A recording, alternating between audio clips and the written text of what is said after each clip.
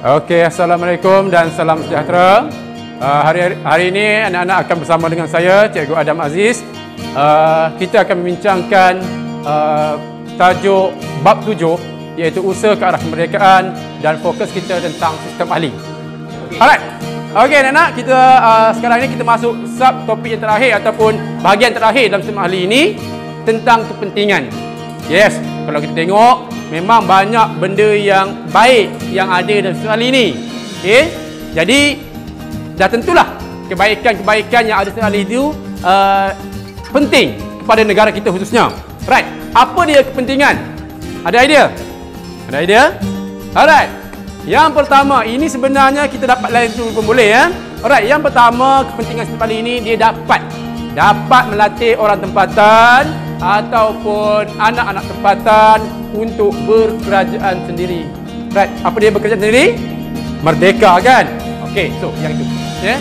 Maknanya melalui sistem ahli, orang tempatan, tokoh-tokoh tempatan dapat latihan untuk mentadbir, dapat latihan untuk memerintah, dapat latihan sebagai pegawai tinggi. Jadi itu kebaikan yang pertama. Ingat, tadi saya dah bagi tahu, kita dijajah sangat lama, 446 tahun, tak pernah terlibat dalam pentadbiran.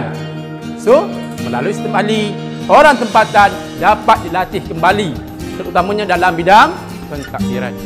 Okey, yang kedua, ya. Yang kedua, melalui sistem ahli, kita dapat belajar mentadbir dan menerajui kerajaan. Okey, sebelum ini pentadbiran kita diuruskan sepenuhnya oleh British. Cuba kita tengok dalam Melayan Union. Okey, penglibatan orang Melayu langsung tak ada. Tetapi melalui sistem ahli ini, orang Melayu, orang Cina, orang India, warga tempatan dibawa dalam pentadbiran untuk menerajui setiap biro ataupun jabatan. Jadi, maknanya orang tempatan yang saya maksudkan di sini, Melayu, Cina, India, bukan orang Melayu saja. Okey? Orang Melayu, Cina, India diberi ruang, dia bagi peluang untuk mentadbir dan menerajui, mengetuai jabatan. Sebab apa? Sebab melalui sistem ahli, pegawai yang terbabit, dia pegang position atau kedudukan yang paling tinggi, ya, sebagai ahli ataupun sebagai menteri, orang yang paling kanan, orang yang paling atas dalam setiap jabatan. Alright, yang ketiga, ini tidak dapat dinafikan, tidak dapat disangkal lagi, di mana melalui sistem ahli ini merupakan satu proses perpaduan kaum yang dapat diwujudkan. Sebab kita sedia maklum, semasa kedatangan British awal-awal dulu ke negara kita, penduduk tempatan ya diasingkan, dipisahkan melalui dasar apa? Melalui dasar apa? Divide and rule ataupun pecah dan perintah. Ya? Orang Melayu ditempatkan di luar bandar, di pedalaman, terlibat dengan sektor pertanian. Orang Cina ditempatkan di bandar-bandar dalam sektor ekonomi. Orang India di estate-estate, di ladang-ladang dalam sektor getah. Kita tidak bersatu, kita tidak berhubung, kita tidak bercampur, kita tidak bersama. Tetapi bagaimana kita nak wujudkan perpaduan? Okey, terutama dalam pentadbiran. Jadi, melalui sistem ahli ini, ya, ada wakil orang Cina, ada wakil orang Melayu, ada wakil orang India, duduk satu meja dalam satu kabinet, dalam satu kementerian.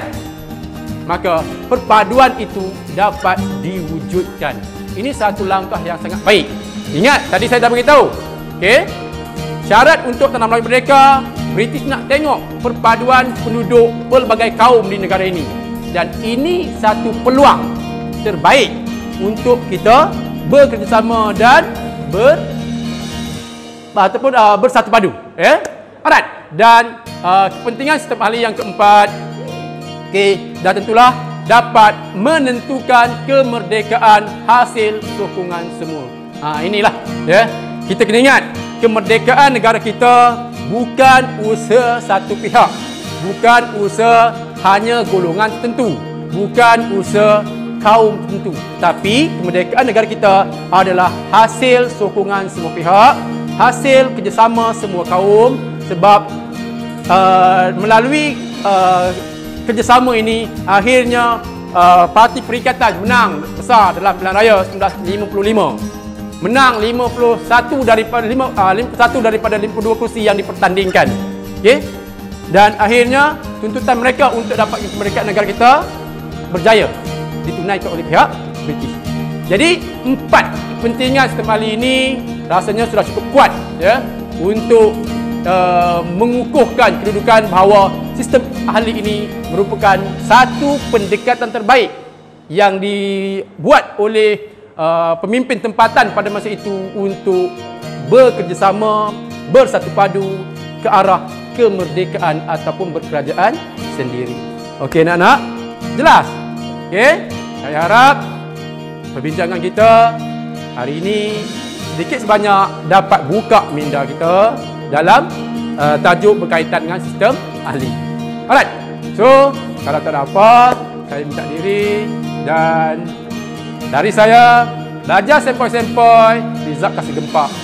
Jom.